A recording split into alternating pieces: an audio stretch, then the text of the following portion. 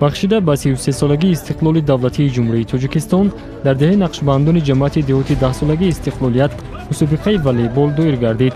дар рафти сабқат роҳбарияти ҷамоати деҳот ва сокинони тамоми ҷамоат иштирок намуданд. дар ҷараёни мусобиқа 15 даста миёни ҳам рақобат намуданд ки аз ин ду даста аз вилояти хатлон буд. сабқат миёни дастаҳо тезу тунд сурат гирифта то шом тӯл кашид.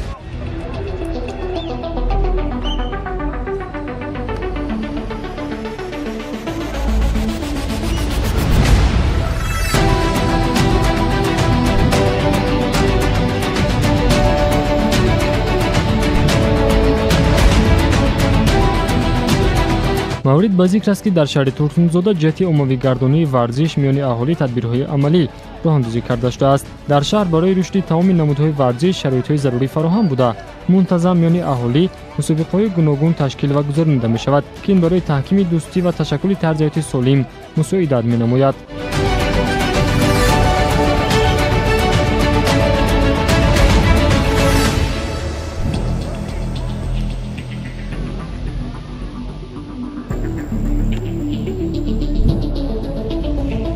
сокинони ҷамоати деҳоти 10 солагии истиқлолият бештар ба футбол, волейбол ва гӯштини миллӣ шавқу рағбат дошта, соҳибкорони деҳот пайваста барои ҷалби наврасону ҷавонон ба варзиш мусобиқоти мухталиф ташкил менамоянд.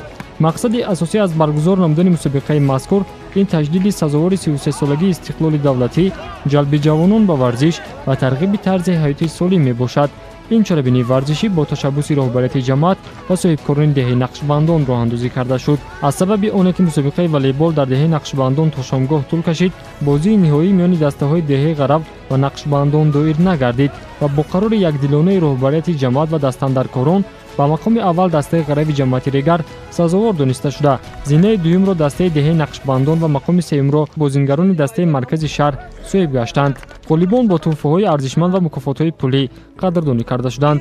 инчунин ба дастаҳое ки аз роҳи дур ташриф оварда буданд аз тарафи раиси ҷамоат мукофотпулӣ тақдим гардид.